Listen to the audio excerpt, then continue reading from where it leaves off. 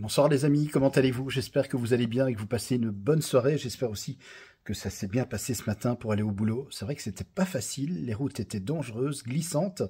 On a eu pas mal de neige hier soir et cette nuit.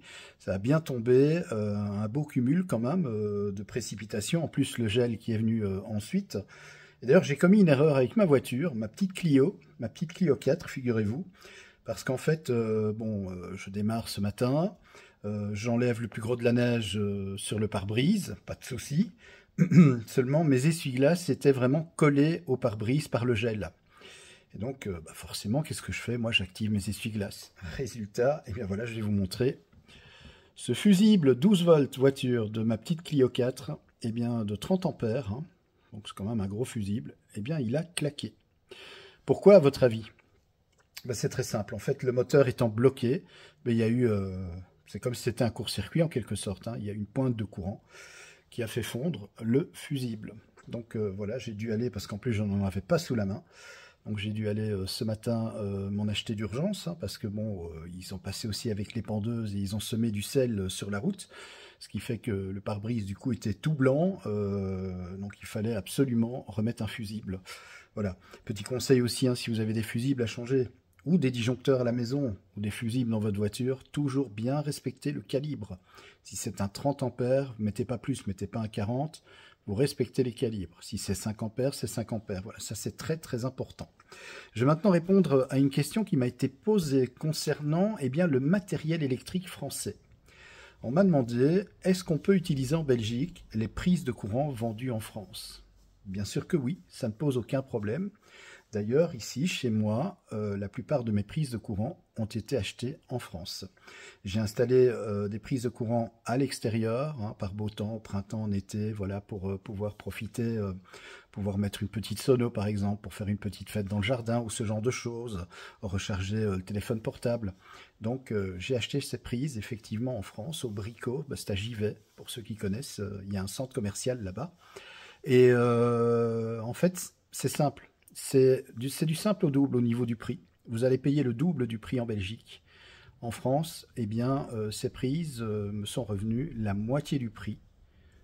Elles sont vendues également le même modèle, ce sont des Legrand en Belgique, et elles coûtent le double du prix. Ça s'explique tout simplement parce que on est un pays d'ailleurs des plus taxés du monde, et puis notre taux de TVA est plus important que celui en France, appliqué en France. Ça explique cette différence de prix. Donc voilà, je me trouve de Givet, je vais dire à 80 km. Donc quand j'ai besoin de matériel électrique, tant que ça reste bien sûr dans les normes belges, bien sûr, le câble électrique c'est un petit peu plus compliqué, puisque comme je vous l'ai dit, il est interdit chez nous. Mais tout ce qui est prise de courant, interrupteur, ce genre de choses, des connecteurs, des boîtes de dérivation, ça c'est tout à fait accepté, même ce qu'on appelle nous des blochets, eux ils appellent ça une cloche, donc c'est-à-dire, mais eux c'est souvent pour du placo, parce qu'il y a beaucoup de placo en France par rapport à chez nous, où on travaille plus avec des murs, on fait aussi des cloisons en placo, mais en général ce sont des murs pleins, je vais dire, voyez-vous, donc les blochets, comme on appelle ça chez nous, sont différents. Voilà, mais pour répondre à votre question, oui, vous pouvez acheter sans problème les prises de courant en France, et c'est pareil pour les interrupteurs, ça ne pose aucun souci. Alors, on m'avait aussi posé une autre question, voilà, c'est un monsieur en fait qui reçoit souvent de sa famille, c'est un monsieur qui a 83 ans, et donc il aime bien faire des soirées festives où il invite des amis, sa famille, ses petits-enfants, c'est un monsieur vraiment charmant. Mais il me dit, voilà, je suis toujours embêté parce que, en fait, ce monsieur, il adore tout ce qui est fondu au fromage, ce qu'on appelle aussi des raclettes, comme je fais ici aussi de temps en temps. Et bon, comme il a quand même pas mal d'invités, de convives, il branche quand même beaucoup d'appareils raclette. Je sais pas combien il en met, mais en tout cas, ce qui est sûr, c'est qu'il met sa ligne en surcharge. Résultat, le disjoncteur joue son rôle, c'est-à-dire que il déclenche. Et ça l'embête parce qu'il dit, voilà, je suis vraiment embêté, à chaque fois, il y a des coupures de courant, il faut remettre le courant, puis ça redéclenche. En fait, il me demande ce qu'il faut faire. Moi, je lui ai dit, il faut essayer de répartir les charges sur plusieurs lignes. C'est la seule chose à faire parce qu'il voulait en fait mettre un disjoncteur de 25 ou 32 ampères sur du 2,5 mm². Et là, je lui ai dit, non, non, ne faites surtout pas ça. Alors effectivement, vous allez faire ça, ça ne déclenchera plus. mais je dis pas les tas de vos câbles. Ces vos câbles qui vont chauffer, qui vont faire fusible, et c'est ainsi, malheureusement, qu'on a des incendies dans une maison. Donc je lui ai vraiment conseillé soit de refaire des lignes séparées, hein. Par exemple, on peut très très bien, je vais dire, allez, je prends un exemple, s'il a 8 prises dans sa pièce, on peut très bien, je vais dire déjà même séparer ces 8 prises en deux, ce qui fait 4 prises sur un circuit 20 ampères, et les 4 autres prises sur un autre circuit 20 ampères. Ou encore refractionner s'il y a plus de prises, etc. Répartir les charges, mais en tout cas, ne jamais mettre de disjoncteur ou de fusible d'une intensité supérieure à ce que les câbles peuvent supporter. En fait, comme je vous avais déjà dit dans une vidéo, chaque câble, chaque section a ses disjoncteurs et son intensité appropriée. C'est-à-dire, je vous le rappelle comme ça brièvement, vous savez que les normes ont changé, mais ce que je vous dis est encore d'actualité, croyez-moi.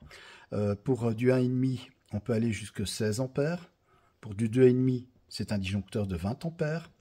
Pour du 4 mm², c'est 25 ampères. Pour du 6 mm², c'est 32 ampères. Pour du 10 mm², c'est 40 ampères, et ainsi de suite. Et plus on augmente, et plus l'ampérage augmente avec. Mais voilà, 2,5, on peut aller jusqu'à 20 ampères maximum. Ne mettez pas davantage, parce que sinon, vous risquez tout simplement de faire surchauffer les lignes et d'avoir des risques d'incendie. Voilà.